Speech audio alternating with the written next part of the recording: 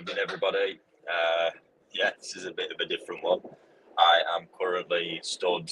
I've just boarded the Nozomi, which is the Shinkansen that runs from sort of south part of Japan.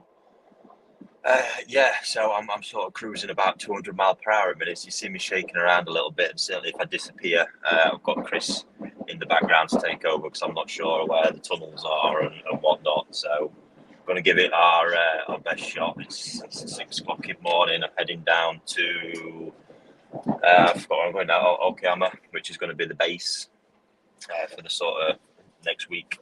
So from there we get driving around all over the place. Going to be visiting Hiroshima, Fukuyama, Okayama, Fukuoka, Nagoya. Crazy amount of driving to be doing. It's a big place this when you get going. But up in Niigata, it's been sorry, excuse me as well. I've got an absolutely horrendous cough that's irritating the hell out of me.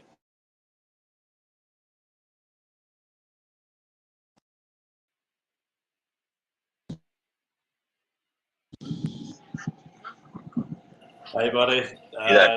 Your sound's going in and out a little bit, so I'll take over when I start talking. Fair play. Is it back now? Yeah, we can hear you now, mate. Yeah, fantastic. There might have been somebody. The breeder was trying to call me, so I think I cut my phone out for a minute. Can you hear me all right? Yeah, it's a little bit in and out. Obviously, when you're travelling at 200 kilometres an hour, it's never. It's probably going to be a bit of a lag. It's not. Yeah, I should imagine. But yeah, guys, up in Niigata, it's been a super successful trip. Not managed to see all of my fish so far. The harvesting has been really slow, which is the bit that surprised me the most, to be honest. But some of the results that I have seen have been absolutely incredible. I'm very, very happy with a lot of what I've got. So let's should we jump straight in, Chris, and have a look at a few of them before we get started? Yeah. So you might have seen one yesterday, but this is just a nice picture to share. This was the little side shot I did of a very, very well 65 centimetre male shower. I've got an ND now. Absolute monster of a fish. I just took that once just to see the side profile of it, but you can also clearly see the insane skin quality at the same time. And not to mention the pattern's pretty tasty, but they've done an incredible job. Been raising this one indoors this time, which has made a big difference. So I think with the control in the environment, they're able to feed really the maximum food because obviously they can see a lot more clearly what's actually going on as opposed to in the mud pond where there's a lot of guesswork involved. And if you sort of overdo it in the mud pond, it's harder to swing things around and pull things around than it is in the concrete pond. So epic result with that one. But let's see what else I actually uploaded. I can't quite remember. Oh, there we go. I got you a movie of it. Is that something they're going to start doing more famously, Rick, at NND? They're using the concrete ponds a lot more, which is quite interesting because not many breeders in Niigata do. There we can see him. I think most people would love to have female fish with that type of body, to be honest. Absolute time with the skin. The skin luster is just insane on another level. So this one's being prepared to go to the Nagaoka show, which I think is maybe this weekend coming up. So look forward to seeing what happens there, to be honest. Don't forget, folks, as well, fire your questions in. I'm going to have a look through now, see if we've got anything in there. And there's some from last week as well, weren't there? How's things been over there, Chris? Buzzing, mate. Honestly, there's a bit of a feel about the koi industry at the moment that I haven't felt for a couple of years. So, it's great, mate. Obviously, it's been pretty busy at Koi Wholesale. And, yes. It's good, mate. Really good. And obviously, holding the fort. And, it's all good, mate. All good. But what Yeah, I'm enjoying. so I think first question there. Sorry, mate. First question there from Crafty. Are you jealous? No, It's a I'm bit harsh, tired. isn't it? You're lucky, mate. I've only had 4 hours sleep. It's not been the best. Yeah, you just about trumped me there, mate. Yeah, It's terrible. It's terrible. No, so if you just bear with me, guys, I'm just going to jump into the questions from last week as well to sort of cover. And this is actually an interesting one that's come up now. Are there any new exciting strains that have caught? Oh, sorry, let me get it on the screen. Are there any new exciting strains that have caught your eye, and what are the ones to look out for? So, actually, it was yesterday. I was at a small farm. I did a Facebook Live on the Koi Wholesale page. So it was a farm called Saito, really small, sort of younger, newer breeder. And he's been breeding, they don't sound that interesting to begin with, Ginrin Kabuto, which are like a dark metallic grey single coloured fish. I mean, the food print on them was absolutely amazing in the body. But these ones had a pretty unique colour to them, like I've never really seen before. And the big difference, well, when I actually asked him, the parents that he'd used was Ginrin Yamabuki crossed with Kabuto, crossed with Karashikoi. I mean, that's a hell of a concoction to put together. Some major growth genes in there as well, and it actually come through in the coloration. It was absolutely stunning. I couldn't resist having a dip with that one. So nice one for you coming home there, Chris. Yeah. I'm just slightly concerned where they're all going at the moment, mate. No. And but yeah, the same place, to be honest with you, he had a couple of quirky bits where it must be from the results of these mixed breedings. You just have to be careful with a lot of the breeders, because they'll start throwing random names out there, and if we go and start introducing them into the big wide world, it might just be a one-off that they put a crazy name on, and then all of a sudden they never come around again, and we've just left everybody confused and wondering what the hell's happening. So that sort of happened. Was you with me that year at Old Man Hirasawa's place? I'm not sure. Year? But anyway, the old man Hirasawa. The yellow bird. The one named after the yellow bird. Yeah. That's it. So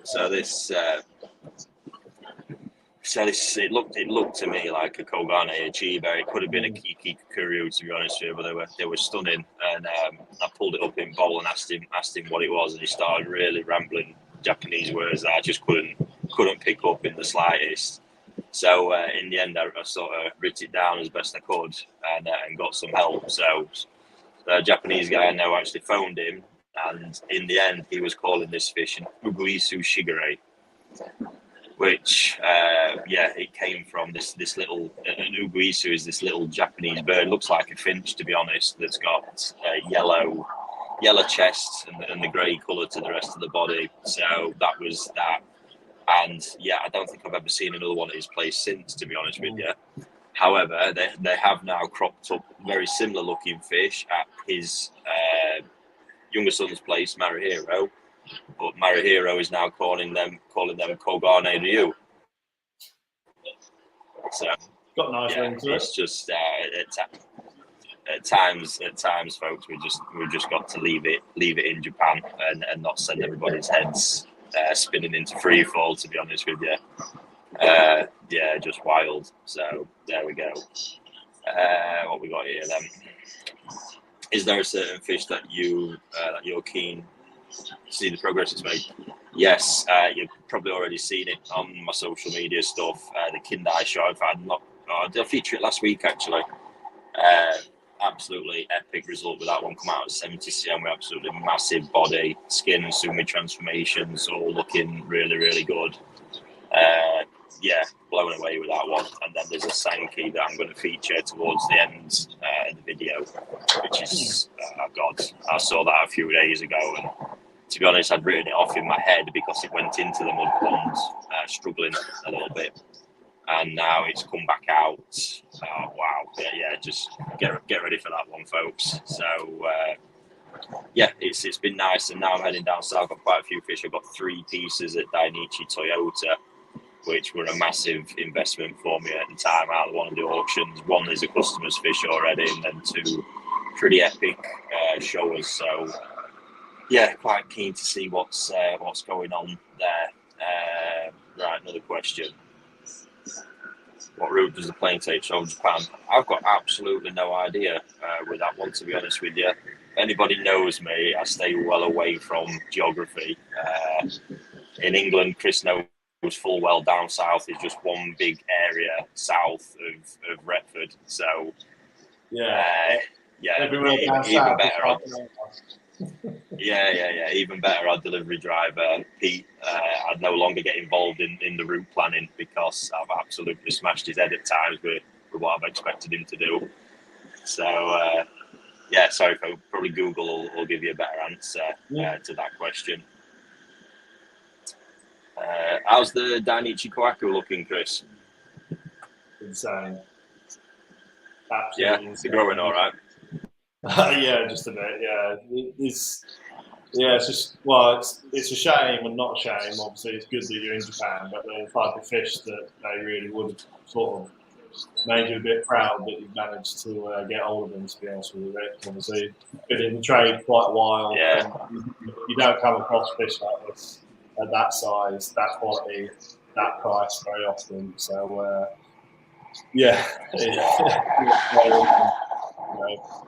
obviously, we had a bit of a pre-release the other day with the dealers, and they sold out within like 12, 14 hours or something. So that just speaks volumes. So, yeah. Awesome.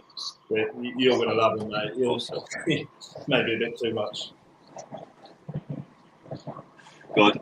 And we've obviously, I don't know if we mentioned last week as well, there's also the other pond, the other batch of fish that came with that shipment was from Sakai Fish Farm.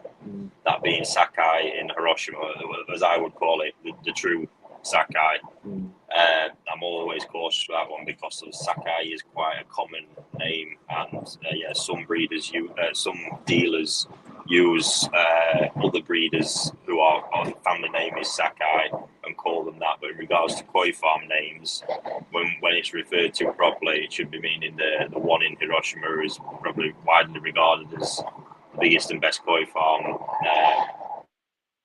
in the world, other than Dainichi. So it's very, very hard to get good quality small towsai from that place that people can afford. And we've managed to do it. So we've got them sat in quarantine. We're not rushing with them because we're not quite sure when we want to release them out or what we want to do with them. And I've not even seen them yet. So, but it's going to be exciting to see that coming. And I actually passed a comment the other week, Chris, didn't I, that I'm not sure if for some people the relevancy of that farm in the UK is sort of being missed a little bit because they're not really mentioned all that much. I know there's a group of hobbyists who are very familiar with Sakai, but maybe some of the sort of newcomers into the hobby won't be that familiar. But this place is off the scale. The size of it is just insane. I mean, really, really insane. I can't even begin to tell you. When you get there, the main fish house is the size of several football fields, and it's not the only fish house like it. But they're producing Go Sanki, Kohaku and Sanki especially. Show has been a recent project for them. They've also been producing the mango line for Ashigoi, which are absolute monsters. The silver fox, they're all about size. Sakai is really all about body as well. I mean, the body mass on some of the fish is just insane. The famous S Legend that sold for over £1 million in one of the auctions is a Sakai fish. You know, the recent years for Grand Champion Awards, they dominate. It's just on another level. So he has become more accessible in recent years, certainly for this side, but still for Tosai, it's so heavily controlled. And it's an absolute, scrap and battle to get hold of them. So to actually have them sat in our fish house, really, really exciting for me. And how are you feeling about it, Chris? Trying to keep you awake, mate. No, the Sakai fish, they're just. I think, you're probably right. ironically, it doesn't carry as much sort of clout for a lot of people as maybe the Nagata breeders, like, you know, Dainichi, Shinoda, people that are a bit more household names. But yeah, you're going to be super happy with the quality. Rick. Lots of Sankey in there as well. You know, that was a difficult one last year Nice. to crack, wasn't it? Like getting decent Sankey at sensible figures. So yeah, you'll be happy with them. Well, let's face it, they don't come much better than Sakai Sankey. That's so it, happy days. Yeah. Right. Got a question here. Will those Dainichi Kohaku have the monster genes you'd expect, or do they have to be a particular jumbo strain? Absolutely not. Dainichi as a bloodline, the characteristics are growth, body, and belly quality. That is the ones that jump, you know, straight to my mind. To be honest with you, the growth is across all of the parent strains. You can get some variations. Don't get me wrong. Other variations will come more in body type, but what Dainichi does, and that's what the bloodline stands for, is the consistency of those traits that I've just mentioned, and obviously Showa, the Sumi as well, goes without saying with Dainichi fish. So yes, they all. The only one we don't know with this batch, because it's the really small ones, is the individual parent sets, because they're just all mixed together in a pond ready for shipping. But I'm assured they're from some of the more prestigious sets. So yeah, it's going to be really exciting to get them. And like I say, the accessibility, I'm thrilled that people are going to be able to get their hands on them and enjoy, you know, the Dainichi fish as I have been doing over the past couple of years. So yeah, awesome. And then just one question there: where and when can we get hold of the Dainichi Kohaku? As soon as I'm back, we're going to be doing a YouTube video on them, and at that point, we'll release the details of everybody who's purchased them, but where they're looking to ship out starting the end of November, actually into dealers' stores. But we'll be sure to get you all the information on them. Yes. So another interesting question here, Chris. I might let you run with this one first, actually. Does it affect the koi if they grow really big young? What's your thoughts on that one? I think growing fish when they're younger is an important period. Not to say that fish can't grow at a later stage, but it is a key period in the fish, creating the structure of the fish. I think there's probably an argument that some of the stream sizes maybe not in their best interest. I mean, when you see some of the fish, I mean, sizes that we would be happy, sort of decent Nisai size being achieved as toe size. I do. Yeah. There's probably a question over the longevity and the benefit to the fish. But it's done to sort of prove a point almost, you know, that it can be achieved. So I think with any living organism, there's a balance in there. You know, there's a pace and there's a developmental stage, and that's going to differ from fish to fish. Some fish will tolerate this speed of growth far better than others. Without sounding like a politician, there's quite a lot of variables to that. You know, the term big is quite subjective as well. You know, if I'm thinking big in my head, I'm thinking, you know, what was it, a cow got toe size up to 60 plus PM or something like that? Never mind the toe size. 70 odd centimetre Nisai Karashi going quite an impressive size. But I would say they are a variety that is maybe more conducive for growing big quickly. It's almost as if that's a bit more tolerant for that variety, you know, the genetics. Yeah, absolutely. Genetically can sort of do it with ease. This is it, with no real ill effect to the fish. So yeah, I think there's a lot of variables with it. I mean, again, I think it will vary from fish to fish. I think it will affect some fish more negatively than others, and vice versa. Some fish will tolerate it and have no ill effect whatsoever. For me, it's looking at them. I mean, the bit that gets me, and I've seen over the years, is the farms that are sort of raising 12 months of the year quite intensively to really stack the size on that. I don't like to see, because there's particular farm. I've seen it. That's my brother in the background trying to get some free airtime. Oh, Genki Deska right. So yeah, he's gone again. But yeah, there's one particular farm known for raising big fish, and they do push them the hardest I've seen anywhere. The last time I was there, all I remember was looking how sort of old, tired, and exhausted a lot of these fish were, and yeah, I couldn't say I was particularly impressed with it all. And that is probably the biggest thing I've seen is when they're getting pushed so intensively, so young. It does seem to produce, swim bladder problems seem to be quite a lot.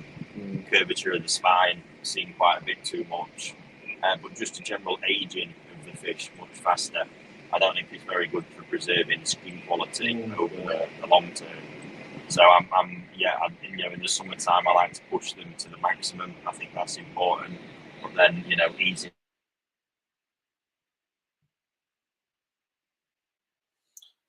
Looks like we lost Ricky for a second. Giving them some downtime before. It's all right. It's just changed over to some reason.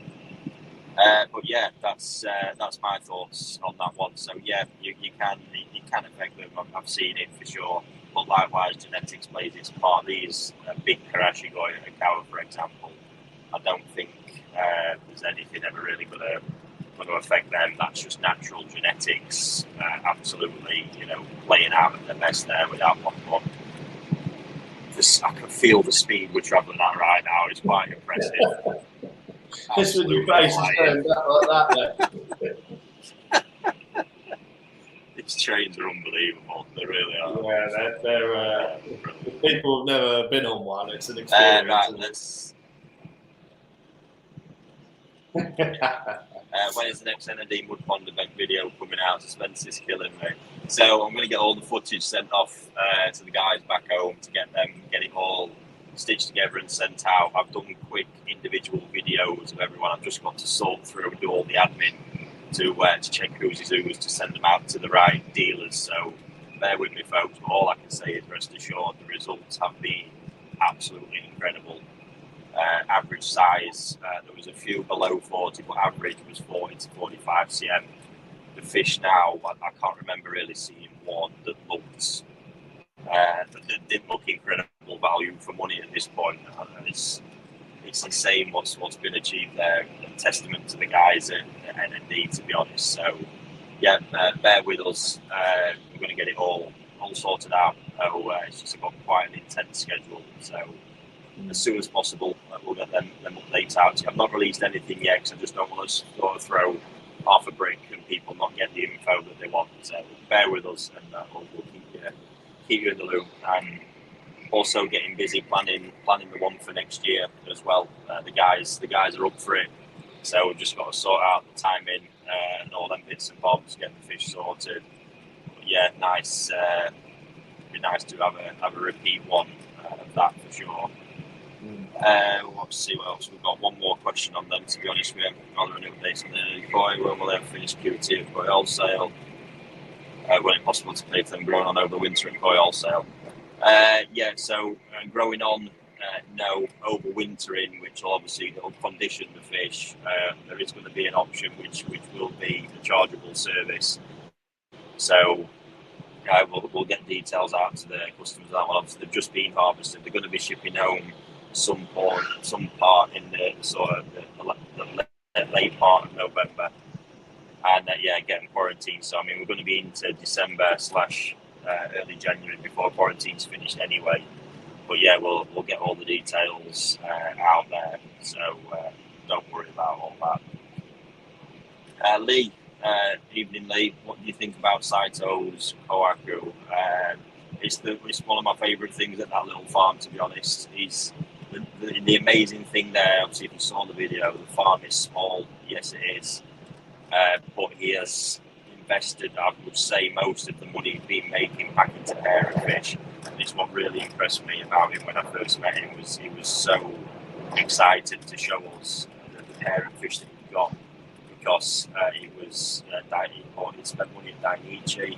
the main parent set for this year's Nisai is a Momotaro fish, which has now died, as he informed me yesterday, but it was about 6 years old and nearly 90 centimetres, so absolute beast of a fish, beast of a body on it as well, and he's produced some absolutely cracking offspring from it. So yeah, great farm, honestly. It's one of them little, I'd say, hidden gems. You know, more people are going there now, but yeah, really, really rate his fish. I've got one back home as well that was an Sakai fish, and a Sankey that was from a spawning. I'm not sure if he's repeated it since. He had a Marino female that he used, and this Sankey, presume she's still looking well, Chris, down in the bottom pond. She was in the bottom today, buddy.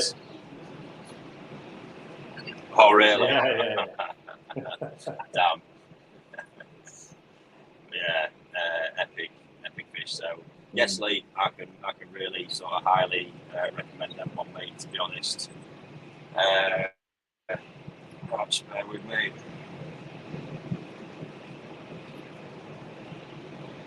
See what we've got going on.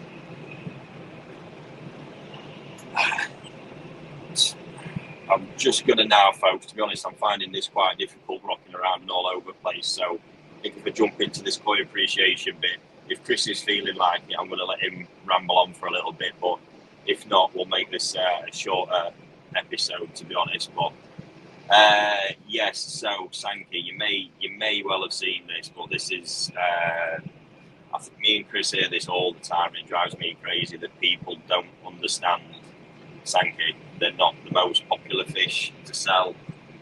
You're going to get them shoved down your throat next year for sure, because I've had it in my head that I'm going to have a Sankey kind of a year, and that plan's already coming together quite nicely. But this Sankey at NND, now bearing in mind, you know, NND fish in general, I've been around since I was 13, so a long time now. Really have a deep understanding of them and what happens and how they play out. So this particular Sankey, as you'll see here, it comes on. That was her harvested the other day, so that is 3.5 years old at 73 centimetres and an absolute powerhouse. This is only just, I'm just bearing in mind it's already big, yes, but this is only 3.5 years old. It's nowhere near maturity. You know, we're realistically talking probably another 3 growing seasons before this is anywhere near hitting its peak. This fish, it's just an absolute monster. So the big bit here, I think everybody can clearly see there that the skin quality, the body, you can't deny. I mean, the head is just, it's insane. The thickness on the peduncle, the body line, how it flows, everything is just superb. The people who've seen it, and the few bits that sort of been questioned, is the Sumi. Now, this is that sort of Sumi that I've spoke about before, where it just literally almost comes out of nowhere, and it develops in the top of the skin. When it comes, it can tend to come quite quickly. In the case of Marusho Sankey, like this one, age plays a big part more. Now, bearing in mind that's come out of the mud pond with this level of Sumi, over the next few months indoors, it's likely to thicken and increase. But where you're seeing these small spots of Sumi scattered around, they are going to grow in volume, and they could even potentially block together in certain parts to form the Sumi that we probably all want to see on it. And the nice thing with this one is I absolutely bet my life on it that this will happen. It's not a question of if, it's just a question of when. And the next 2 years are going to be massively pivotal for this. I mean, even moving towards the back of the fish, there's Sumi sat under the skin as well, which is a bit different. It's going to, you know, over time, it's going to progress and come up. So over the next 2 seasons, you're just going to have such a monstrous change in this Sumi. It'll look like a completely different fish. And I have got, in fact, let me show you the video first just to enjoy, because I don't actually think I've shared this yet. And then I have got the Nisai picture. Here we go. What was Makoto's response? Just look at that body. Absolutely. Makoto's response was his usual one today. He looked, he grinned and shook his head.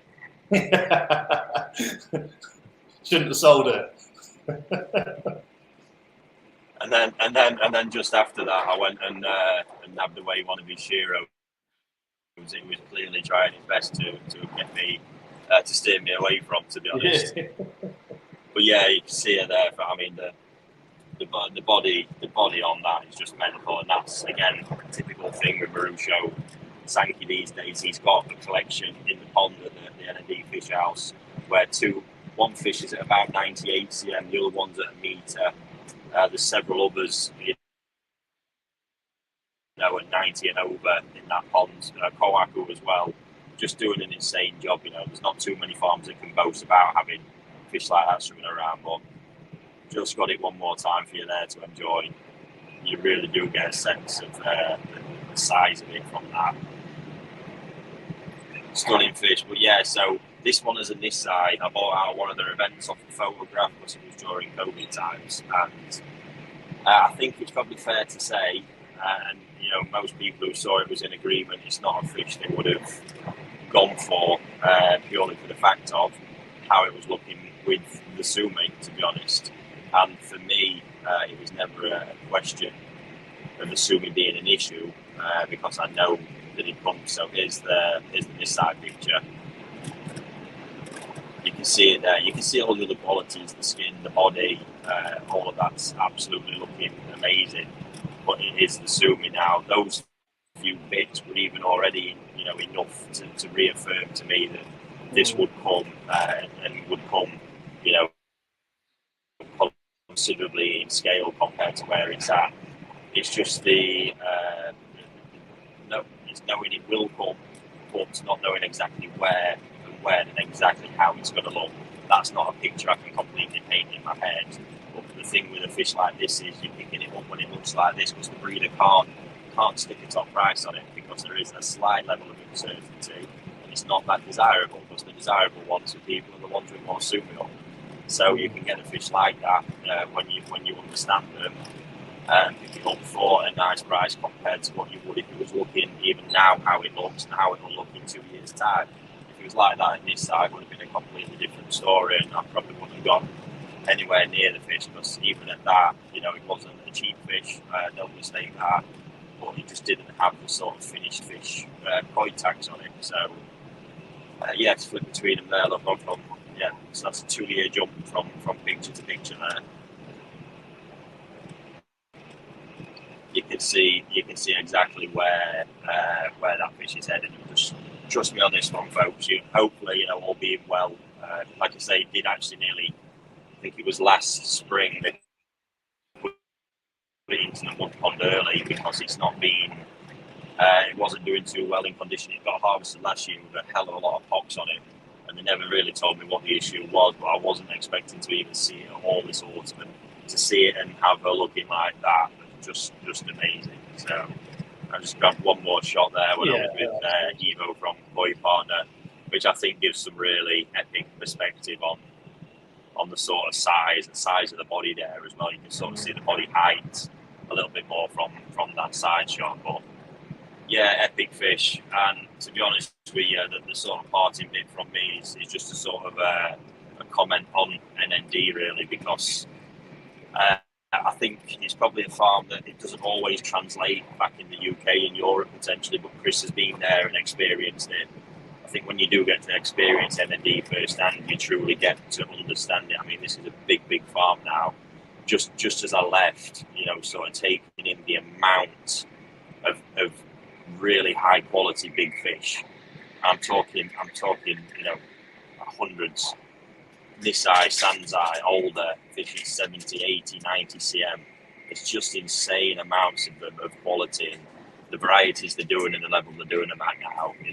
Kohaku, I purchased a new one this year, had one last year as well, because to be honest, even it slipped under my radar what they've been doing with Kohaku over the past few years, because all of a sudden, they've got I say two cruising around over 90 cm now in the main pond. Collection below it getting close to the 90 border, and the bodies and the qualities of them are just insane. So they're producing fish that are going to start being able to compete at the highest levels, and that's for that. The shower I've always been a big fan of, the Sakai, they're doing incredibly well. The Sheros, I mean, wow, the Sheros are just serious stuff there.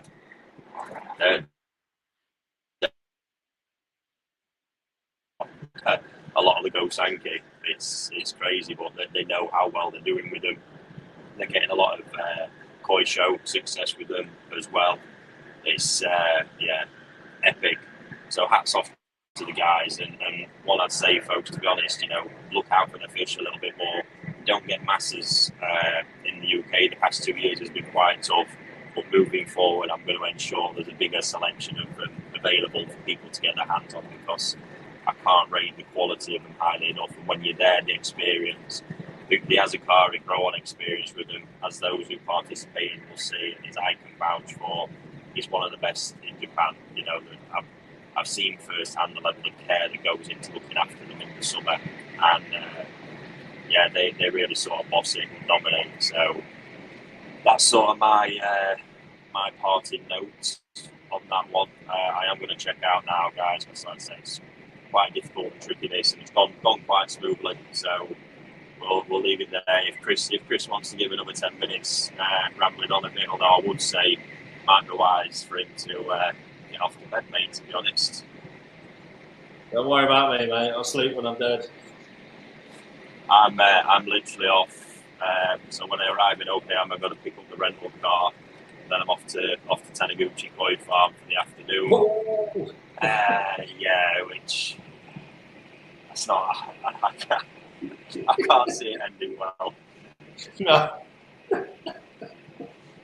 If you could just get on with building them new ponds, Chris, by the time I'm home, that'd be absolutely fabulous, mate. Yeah, of course, mate. Yeah, no worries. So I've just checked. I'm going to avoid hitting the big red button this time. I can see where it is. I'll remove myself. I'll let Chris finish off if he just wants to give 5 minutes. And next time I catch you guys, I think I'll be back home. So look forward to seeing you all then. And I'll catch you soon, Chris. Thanks, mate. Right, yeah, fair play, Rick. Appreciate that, and I'm sure everyone at home would appreciate the difficulty and logistics of that. It's what we're looking 10:30 in the UK, 6 o'clock in the morning in Japan. But yeah, fair play to Rick. He's been a real advocate of this question time, and hats off to him, because that's not an easy task. Probably some of you might recognise where I'm sat. I'm in Koi Talk podcast studio.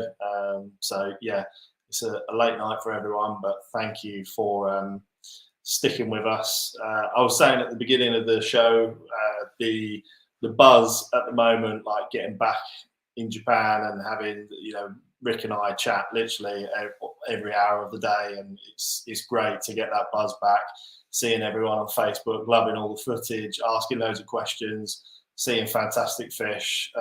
It's a real great time, and it's been a long time coming as well. Obviously, Ricky and I were in Japan maybe literally 2-3 weeks before the pandemic hit. And at the time we were sort of looking at each other just going, COVID, what's that all about? And sure enough, 3 weeks later, the whole world went into lockdown. So it's fantastic to see all the footage coming back, and hats off to Rick for that one. In terms of back in the UK, it's business as usual. The farm is as busy as it always is. Still lots of fish to be looked after, raising the new fish that are starting to come in, making space, and massive renovations at the farm as well are on the cards. So there literally is never a dull moment. Probably a lot of you might have seen yesterday. Ricky sort of launched part of I don't know how you would call it, but access to some of his higher end fish. So for those of you that didn't see this yesterday, this is one example quite a few that are going to be offered out to the public and our dealerships. So this is just one example of a tidy Ginrin Marihiro shower. Cracking farm, great character. I mean, the guy, literally, there's not a variety that he doesn't excel in. And this is just one of those little, probably gems that come out of a pond that's absolutely rammed, that everyone's looked over. But yeah, fish like that, for me, you can see the future is pretty bright for it. So just to give people an example, because yesterday when we launched it, my phone went absolutely insane, full of questions, and it was great to cheers to that, Rick. Yeah, it was great to have loads of feedback from everyone, and everyone's quite excited to get access to Ricky's fish. But if we just talk about this example here, the price is what the hobbyist pays.